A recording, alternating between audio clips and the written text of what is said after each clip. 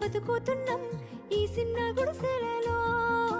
కంటోలు బియ్యమే తింటూ ఉన్నాం మన ఏళ్ళలేదోరయ్యా.